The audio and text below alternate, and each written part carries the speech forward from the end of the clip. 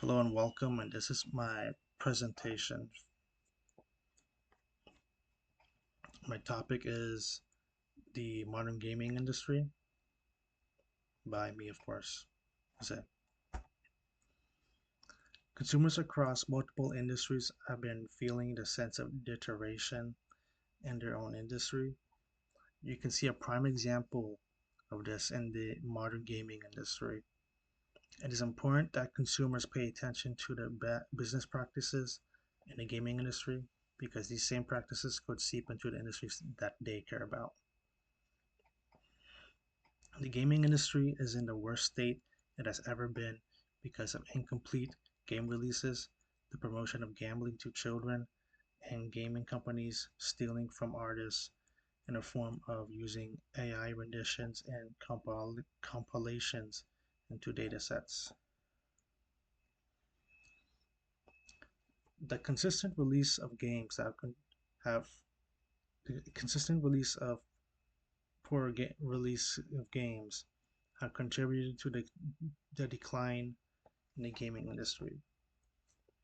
It is an epidemic spreading across the gaming industry. In the research paper called Consumer Experience, Norris and his other authors talked about crunch culture and the effects it has on the final release of games. Crunch culture is a work culture in the gaming industry that best defined as working long hours and having tight deadlines and working extended hours, working for overtime without any extra, without any pay or like extra compensation. This paper Norris talks about the how a vicious cycle of crunch culture in the gaming industry, where workers are forced to crunch to meet tight deadlines, and in turn they, because of the tight deadlines, they cannot produce a good product, and then afterwards they would have to crunch again just to recuperate the bad effort.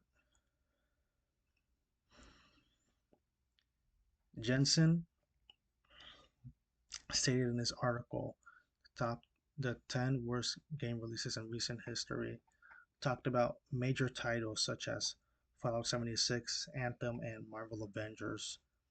These are major titles with multi-million dollar budgets, with studios with high-end talent, individuals, and yet all of these games release in very poor state.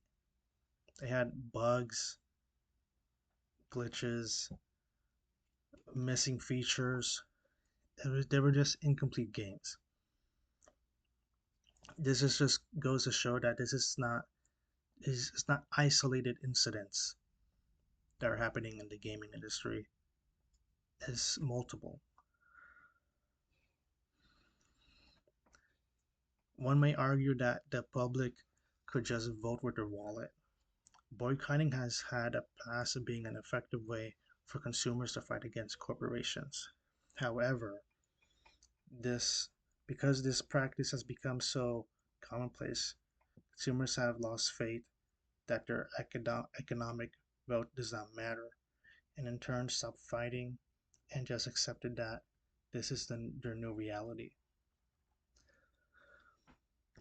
On top of that, companies take this feedback to produce more half-baked games.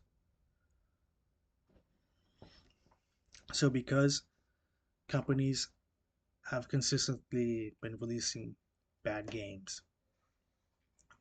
and consumers just don't feel like their economic vote matters, because if they continue to stop buying into the poor releases but they're still producing it, then what's the point of trying to boycott in the first place?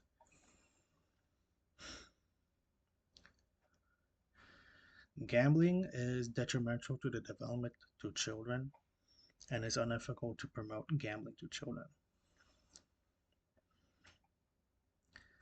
To, to give some background information, microtransactions are a form of transaction that happens inside of video games.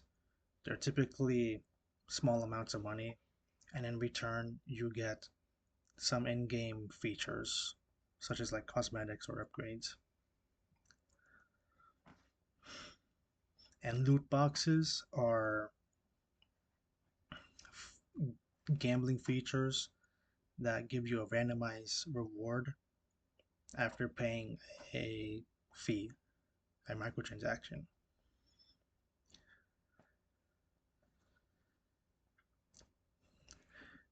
Antti Penku and his other authors stated in their paper microtransactions and gambling in video game industry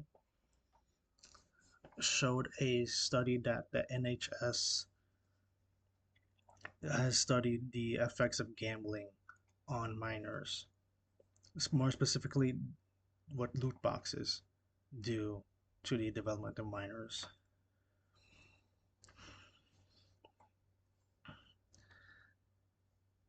This goes to show that it's not something that should be taken lightly. Promoting gambling to minors could affect them severely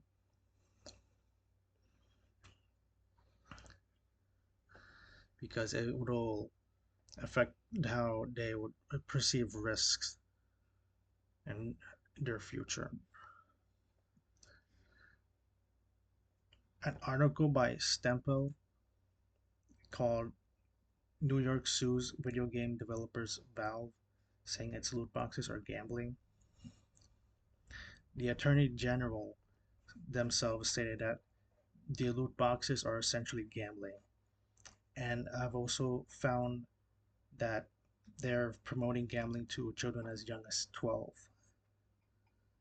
I don't think I need to give any more explanation as to why gambling is bad for children.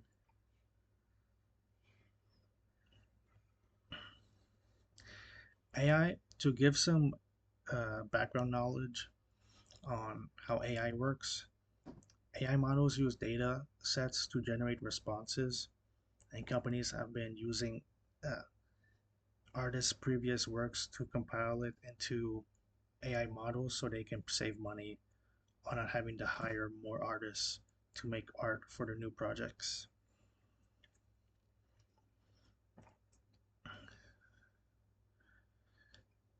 To give some more clarification, Luna in her article called "Video Game Actors Are Voting on New Contracts," here's what it means for AI in gaming. In the gaming space, there has been a lot of fear about how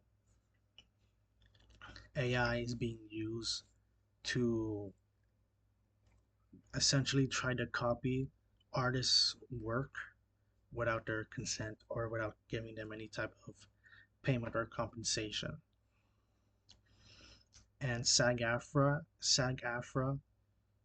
is trying to unionize artists so they could make safeguards for themselves.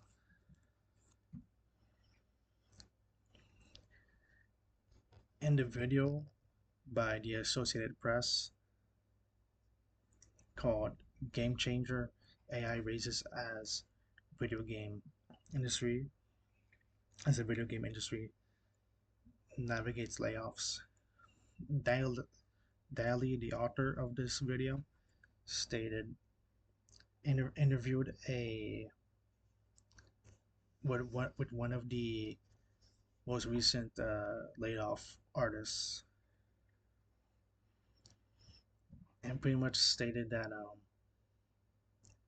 what their like worst nightmare came true, that their art got stolen by companies and got used into AI, and now they're out of a job. and then they unanimously voted to vote to strike. And these are my citations.